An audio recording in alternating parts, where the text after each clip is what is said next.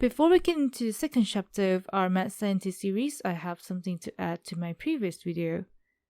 In the previous video about how mad scientists and alchemists are associated, it appeared that I had missed a piece of information that would significantly strengthen their relations. There is a theory suggesting that Mary Shelley was very likely to get the inspiration of her novel Frankenstein from the story of an alchemist named Johann Conrad Dippel, who used to practice alchemy at the Frankenstein castle. It was believed that he was trying to bring corpses back to life. This speculation emerged because before Shelley published her book, she had visited the castle and might have heard the local tale. And yeah, that's what I want to add. And now it's time for Spooky Scary Scientists and Shivers Down Your Spine. From the previous video, we have learned that the theme of scientists was influenced by the trait of alchemist.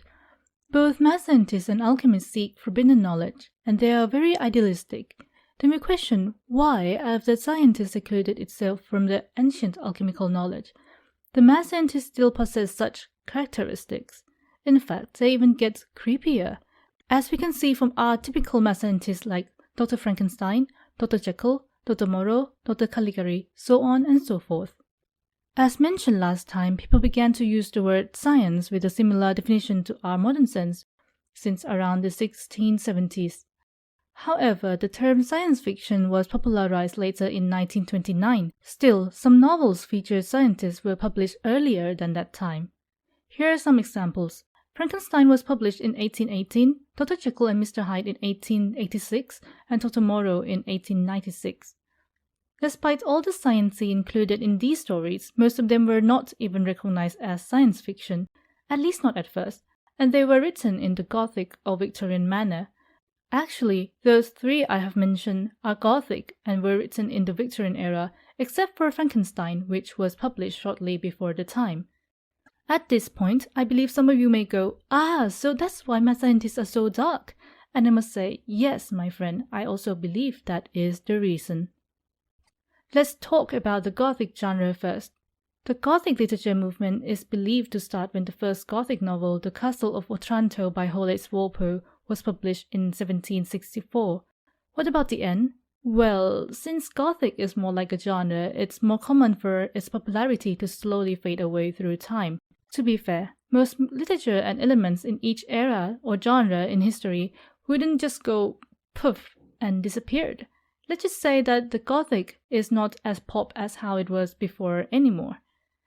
I believe most of you can expect how Gothic literature would be like from the word Gothic itself. Overall, this genre is famous for the characteristics of mystery, supernaturalism, and excessiveness in emotions, or as someone might prefer to call it, being dramatic. The famous works in this era are Dracula, Jane Eyre, The Picture of Dorian Gray, and The Phantom of the Opera.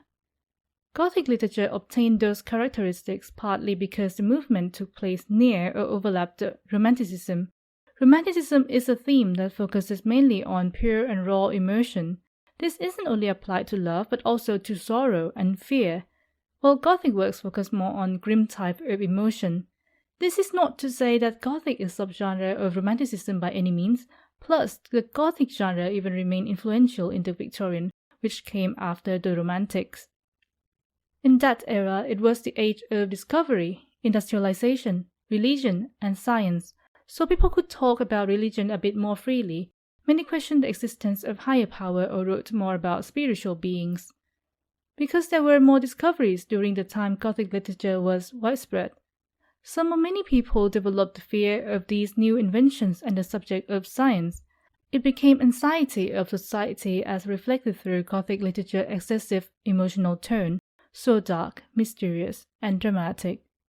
For instance, in Mary Shelley's novel Frankenstein, despite the protagonist being a scientist, the tone was rather fit the horror genre rather than science fiction. Like, the monster description was quite gruesome itself. It started from the description of a dramatic turn of light, which I quote, "A flash of lightning illuminated the object, and discovered its shape plainly to me," unquote. Then the reader perceived the monster through the scientist's eyes as, its gigantic stature, the deformity of its aspect, more hideous than belongs to humanity, instantly informed that it was the wretch, the filthy demon, to whom I had given life. Come on, how can you not feel unsettled reading the story of a guy whose creation killed your loved ones and end up going after his life also? Even though Dr. Frankenstein kinda deserved it since he abandoned the monster himself. Likewise, Dr. Jekyll was a scientist, but his story was written to be extremely mysterious and scary, as crimes and violence were included in the book. Another strange thing happened when Dr. Jekyll acted in a very weird manner all of a sudden, and locked himself in his room without meeting anyone. The readers also did not know why Dr. Jekyll behaved in that way, since it was written from the perspective of another character before it was revealed that the Doctor was trying to keep his dark counterpart, Mr. Hyde, from running rampant. It was written that the appearance of Mr. Hyde was so distasteful that no one in the story could properly describe him, like how a character, Mr. Richard Enfield, suggested. He is not easy to describe. There is something wrong with his appearance, something displeasing, something downright detestable. I never saw a man I so dislike, and yet I scarce know why. He must be deformed somewhere. He gave a strong feeling of deformity, although I couldn't specify the point. Next, let's move to the Victorian era, which was marked from 1837 to 1901 during the reign of Queen Victoria. Vanity Fair, Great Expectation, Silas Marner are novels of the Victorian. And also Jane Eyre and The Picture of Dorian Gray. The Victorian is the turning point of Romanticism to realism or modernism. Many novels in this era focus on morality and social issues, especially issues on social class. They tended to portray the hard work of the working class or explore the life of the middle class, which is the social class that has been rising due to the growth of the cities, population, and economy. To give you an example, in Silas Marner by George Eliot, the writer introduced the idea of reconnecting oneself with community. Good people deserve a happy ending, the bad ones are punished, stuff like that. Also, it showed the concern over the beginning of industrialization that happened around the 17th or 18th century England. On top of that, this book also included the life of working classmen like Silas Marner, the protagonist, and how the marriage of Godfrey Cass and Molly Farron is inappropriate due to their social class. The Victorian is important to be mentioned since the Victorians' idealization of morality, along with the focus on different social classes like working class or middle class, allows us to see the life of scientists who were not necessarily high class, and we can explore further how morals play a part in mad scientists' characteristics and fate. In Dr. Jekyll and Mr. Hyde, the writer represented the characters as each persona in the Victorian society, Mr. Utterson as a gentleman, Dr. Lanyon as a man of normal science, and Dr. Jekyll as the mad one. Furthermore, Dr. Jekyll, our protagonist, was obsessed with the idea of what is good and what is evil to the point that he wished to invent a serum for separating evil from human soul. And you know the result. Instead of purging his evil soul, he created the obnoxious Mr. Hyde. Then he took the responsibility of creating his evil personality by, spoiler, committing suicide. The similar fate of a mad scientist was demonstrated in The Island of Dr. Moreau, a story that explored the moral issues of vivisection. Dr. Moreau, who created half-animal, half-human creatures, or beast folk, by performing vivisection on animals, didn't have a happy ending as he was killed by one of his beasts. So it's as if people in that era wanted to use the fate of mad scientists as a lesson for people to not only focus on the advancement, but also on morality. Now, when we think about it again, it was not necessary that the writers believe it in that way. The story could be written as a reflection of how the writers perceived society during that era also. Then, of course, one day the reign of Queen Victoria must come to an end, and the throne got passed to King Edwardian. Would the theme of mad scientists be altered now?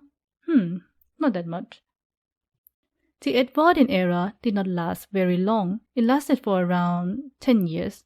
That was short when compared to the previous queen whose reign was 63 years. People in Edwardian era still focus on the reflection of society and the fear over advancements of technology, despite the fact that the view in the Edwardian era is less conservative, and sometimes they even question the Victorians' belief. But don't forget that many Edwardian writers were also the writers of the Victorian. They wouldn't be like, oh, there's a new king, let me change my writing style then. No. An example of a science fiction writer who lived in both Victorian and Edwardian is H.G. Wells, the writer of The Island of Dr. Moreau and the famous War of the Worlds that was published in 1897. Yes, the one with Martians invading the Earth. And Wells' The Food of the Gods and How It Came to Earth in 1904, the story of scientists and their boom food that made crops grow faster, as well as insects and as well as a number of children. Even after the Edwardian, Gothic and Victorian novels still remain influential long after their first publication. Like, there was a funny thing happened in 1931. 3 iconic Gothic novels, Dracula, The Strange Case of Dr. Jekyll and Mr. Hyde, and Frankenstein, were adapted into films and were released in that same year. People did love Gothic, I reckon. You might have come across some films adaptation and characters inspired by Frankenstein, like Frankenstein, Dr. Victor Benton, or even the Hulk, as Stanley announced that the green hero was a mixture of Frankenstein and Dr. Jekyll and Mr. Hyde. Speaking of Dr. Jekyll and Mr. Hyde, there was a musical based on the book first performed in 1990 and being recorded in 2001. I promise their songs are divine. Also, we can still find a lot of characters who are mad scientists in our modern media. So, ladies and gentlemen, as you can see, it's alive. Mad scientists will never die. Well, at least not so soon. Okay, some of you may think we can end here. We've gotten the answer to how the trope emerged. There was the image of the madly idealistic forbidden knowledge seeker, which was inspired by alchemists at first. Then people put that persona into an airy setting of dark Gothic and also scanned through the lens of Victorian morality. Yes, we can see how it came to be, but I still wonder, what about religion? How did the church and people at that time react with these not-so-spiritual scientists? Did the reaction affect our mad scientists or affect any of their characteristics? In the next video of Mad Scientist series, we would be exploring how Charles Darwin, another great scientist, had influenced science fiction, which is something I am really excited to share with you all. So, before next time, goodbye, and see ya, everybody. It's the feeling of being alive, filled with evil but truly alive. It's the truth that cannot be denied. Oh, I'm sorry. Mentioning that musical makes me want to binge listening to the whole album again. Anyway, kudos to my sister for helping me color the wonderful writer lady, though such a muted tone and style is not her preference, but then again, thank you.